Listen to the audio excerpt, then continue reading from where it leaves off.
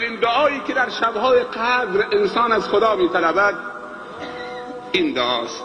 ام المؤمنین عایشه رضی الله عنهما سوال فرمودن ای رسول خدا صلی الله علیه و سلم، اگه شب قدر رو ملاقات کردم چه دعایی بطلبم؟ راهنمایی بفرما. گفت این دعا: اللهم انک عفو تحب العفو فاعف عنی. اللهم انک عفو تحب العفو فاعف عنا. پروردگارا تو با گذشت هستید و گذشت کردن را دوست دارید و عفو و بخشش از بندگان گناهکار و تقصیرکار را دوست دارید. خدایا نگاه به بدی ما نکن، نگاه به خوبی خودت بکن. خدایا نگاه به تقصیر ما نکن، به جرم ما نکن. خدایا نگاه به رحمت خودت بکن. خدایا ما در ماه رمضان از تو هیچی نمی‌طلبیم، فقط بخشش می‌طلبیم، مغفرت می‌طلبیم، رحمت می‌طلبیم، بهشت می‌طلبیم. به تو پناه میبریم از خشم و غضب تو و جهنم تو. خدایا دستای ما را خالی بر نگردان و امید ما را ناامید نگردان. بارزترین ویژگی این ماه توبه است. هر کسی در گذشته این ماه، این 24 روز کوتاهی کرده، این چند روز باقی مانده را دریابه. یک توبه نصوح دست جمعی لازم است. کلا همه مردم باید توبه بکنن. اول علما، دوم طلاب، سوم معلمین.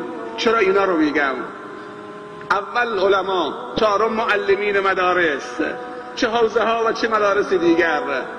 چون اینها بازاری ها، دانشجوها، ورزشکارا، مادرها، خواهرها، دخترها، پسرها، همه باید توبه بکنن تا رحمت خدا نازل بشود. علت گناه سه چیز است: یک جهل، دو ضعف اراده، سه تکبر. اگر گناه از روی جهل و نادانی باشد، وظیفه علما و معلمین و طلاب اینه که مردم رو آگاه بکنن، کلاس بذارن. خیلی از مردم گناه میکنن نمیدونن که این گناهه. وقتی بهش تذکر میدی میگه خدا ببخشه، کاش که 4 ماه زودتر میگفتی. خدا ببخشه، ما نفهمیدیم، کسی هم به ما نگفت، معذوریم. خدا از تقصیر ما بگذره، دیگه انجام نمیدهیم. وظیفه علما رو سنگین میکنه. خیلی از مردم امروز میگویند ما نمیدونستیم این گناه، آلوده شدیم. طلاب کجا هستن؟ علما کجا هستن؟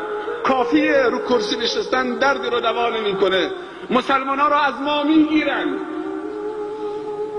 زمانی که علما به مدارس چسبیدن و به منابر چسبیدن و حرکت نکردن برن در روستاها و در اطراف و در مناطق خودشون عرضه بکنن، علمشون رو به مردم برسانن، دشمنان اسلام عزیزترین سرمایه ها رو از ما گرفت.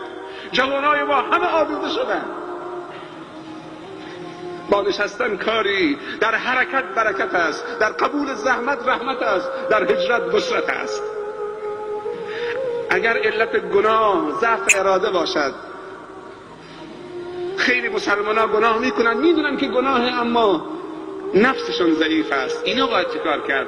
اینها باید دوستای خوب داشته باشن که هر وقت ضعیف شدن تنها نباشن، کمکشون بکنیم. هر کسی ضعف اراده دارد و گناه میکند و گریه میکند، یک دوست خوبی برای خودش انتخاب بکند و بگوید من ضعیفم، من ناتوانم، من گناهکارم، مواظب من باش که من اشتباه نکنم، من به خطا نرم. اگر ایمانتون رو دوست دارید. اما علت سوم و آخرین علت تکبر. خیلی از انسانها گناه از روی تکبر میکنند. خدا نکند که گناه من و تو از روی تکبر باشد. گناه ابلیس از روی تکبر بود. گناه بابا آدم و ماما حوا از روی ضعف اراده و جهل بود.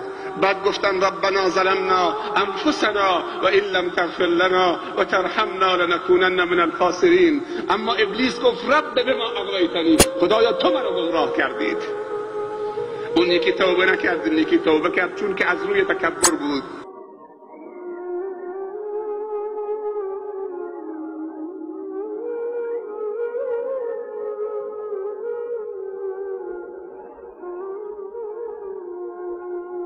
لا لا لا لا لا يا لا لا